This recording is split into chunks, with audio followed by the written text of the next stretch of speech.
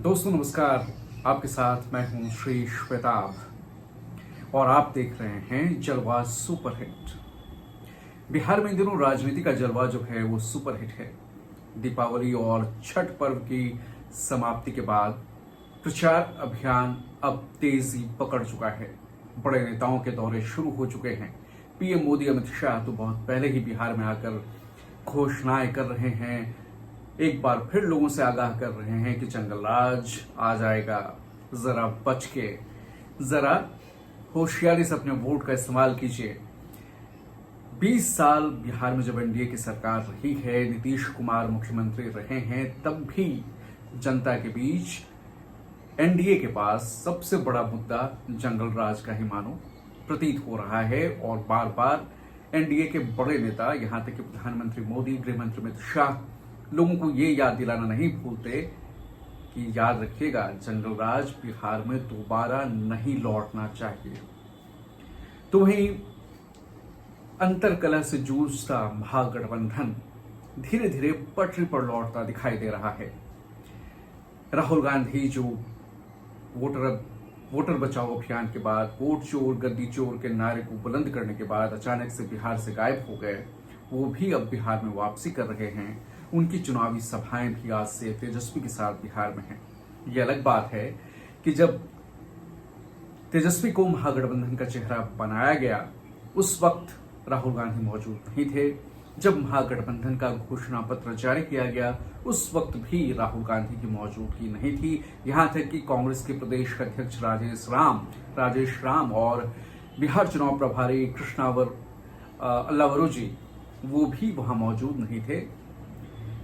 इस पर भी सवाल उठ रहे हैं और सवाल तो इस बात को लेकर भी उठ रहे हैं कि जब साझा घोषणा पत्र जारी किया गया है, जिसे तेजस्वी प्रण नाम दिया गया है, एक सीधा संकेत कि महागठबंधन की कमान बिहार की सबसे बड़ी पार्टी आरजेडी के पास है। आरजेडी का जो चेहरा है वो तेजस्वी यादव हैं। तेजस्वी यादव ही महागठबंधन के मुख्यमंत्री उम्मीदवार हैं और बिहार में तेजस्वी की तस्वीर सबसे प्रमुखता से महागठबंधन के साझा घोषणा पत्र पर लगाई गई है, दिखाई गई है। राहुल गांधी की एक छोटी सी तस्वीर है वहां और बाकी नेताओं की और भी छोटी तस्वीरें उस घोषणा पत्र का हिस्सा है। लेकिन यह भी सच है कि जिस तरह से जन स्वराज पार्टी ने सबसे पहले अपने उम्मीदवारों के नाम का ऐलान बिहार में किया, 243 सीटों पर उम्मीदवार किया, 3 उम्मीदवार पलट गए, बीजेपी के दबाव में दब गए, जेडीयू के दबाव में हट गए, मुकाबले से दूर हो गए।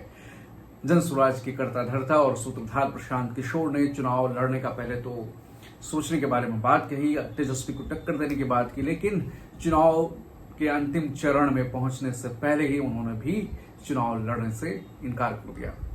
तो अब एक बात तो उनके पक्ष में गई कि सबसे पहले सबसे नई पार्टी ने अपने उम्मीदवारों की लिस्ट जारी की। हालांकि उस लिस्ट में भी कई ऐसे चेहरे मौजूद हैं जो कांग्रेस और बीजेपी से छिटके हुए थे, जिन्हें वहां अब एक अवसर नजर आया और इसलिए उन्होंने जनस्वराज का दामन थामा।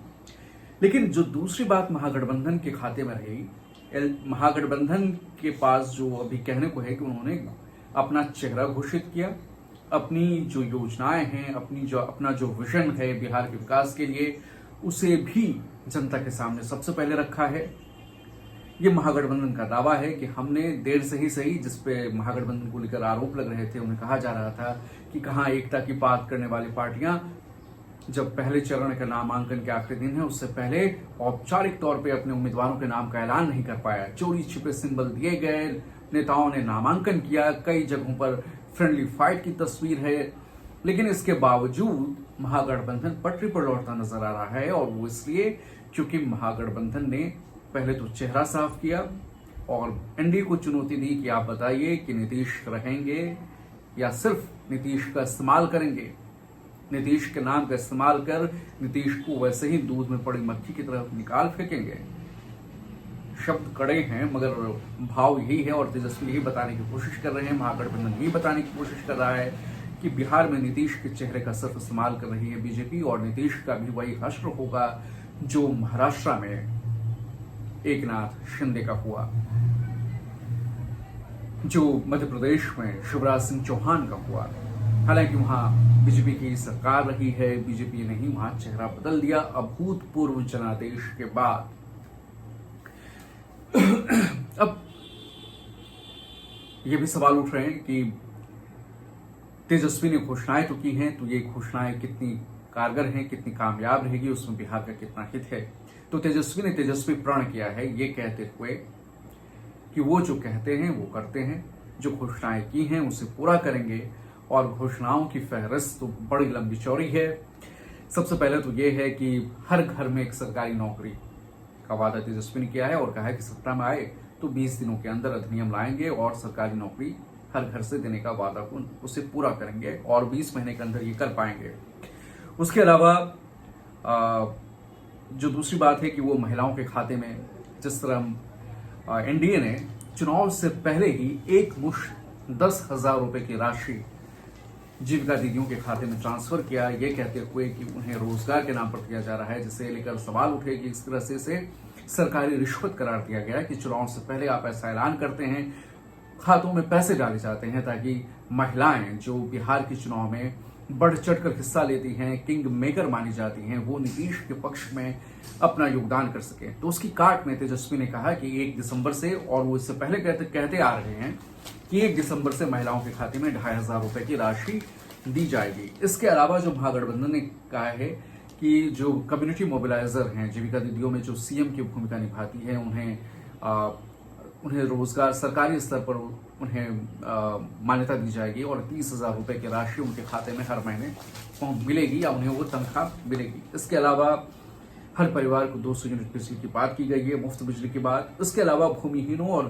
को ग्रामीण क्षेत्र में 5 और शहर में 3 डिसमिल जमीन देने का वादा किया है, और जो जमीन है वो महिलाओं के नाम पर की जाएंगी जो भूमिहीन हैं उन्हें। इसके अलावा नौकरी की बात तो आपने सुन ही ली।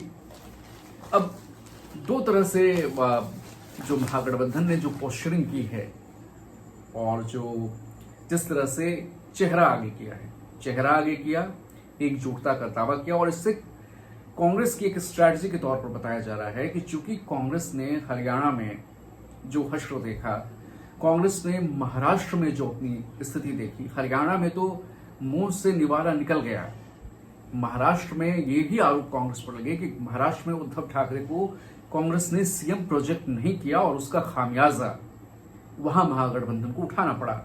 लिहाजा कांग्रेस ने बिहार में देर से ही सही नाम का ऐलान किया, और तेजस्वी को न सिर्फ सीएम का ऐलान किया, वो महागठबंधन के संयोजक भी है, तो तेजस्वी के नाम का ऐलान किया। आरजेडी सबसे ज्यादा सीटों पर लड़ रही है, कांग्रेस 70 से तुलना में कम सीटों पर लड़ रही है, लेकिन कांग्रेस ने भी एक स्टैंड रखा अपना महागठबंधन के अंदर जो बातचीत हो रही थी उसमें। तो तेजस्वी के नाम का मुख्यमंत्री के तौर पर फाइनल है। उसके बाद डिप्टी सीएम के तौर पर जो है मुकेश सहनी के नाम को हरी झंडी मिली है औपचारिक तौर पर। तो यानी जो आरजेडी का परंपरागत वोट बैंक है, जो आरजेडी के लिए वोट कर रहा है, वो उन्हें एकजुटता से वोट दे सके, ये स्ट्रेटजी रही। मुकेश सहनी का वोट बैंक महागठबंधन को एकजुटता से वोट दे, क्योंकि अगर सरकार बनी तो डिप्टी सीएम का चेहरा वो होंगे। इसके अलावा 2 और डिप्टी सीएम बनाने की बात है, जिसमें कि अल्पसंख्यकों का भी नाम लिया जा रहा है और पिछड़ी जाति से एक डिप्टी सीएम बनाने की बात हो रही है। तो अल्पसंख्यकों को लेकर भी सवाल उठे कि महाराष्ट्र जो बिहार में मुख्य मुस्लिम जो है आरजेडी को वोट देते हैं, एमवाय समीकरण है उनका, तो वो जब वोट दे रहे हैं तो उन्हें बतौर डिप्टी सीएम उनके नाम का ऐलान क्यों नहीं किया गया, ये सवाल उठाए गए। तो जवाब में कहा गया कि चुनाव के बाद अति पिछड़ी जातियों में से एक और एक मुस्लिम समुदाय से एक डिप्टी सीएम चुनाव के बाद महागठबंधन की सरकार बनती है तो बनाए जाएंगे, यानी कुछ और डिप्टी सीएम होंगे। किस पार्टी से होंगे इस पर अभी स्पष्ट नहीं है, लेकिन किस समाज से होंगे, किस वर्ग से होंगे वो साफ है, क्योंकि ओवैसी इसी आपदा में अवसर ढूंढते हुए जो चुनाव लड़ रहे हैं, जिन्हें महागठबंधन में जगह नहीं मिल पाई, और वो चुनाव लड़ रहे हैं, और उनका भी यही कैंपेन एक तरह से हो गया है कि जो 17% की आबादी बिहार में है वो सिर्फ दरी नहीं बिछाएंगे, उनको भी हिस्सेदारी चाहिए, जिस हिस्सेदारी की बात राहुल गांधी करते रहे हैं, करते आ रहे हैं। तो महागठबंधन ने जो इस मामले में पिच किया वो ये कि चेहरा आगे किया, घोषणाएं की, अब एनडीए के सुर बदल गए।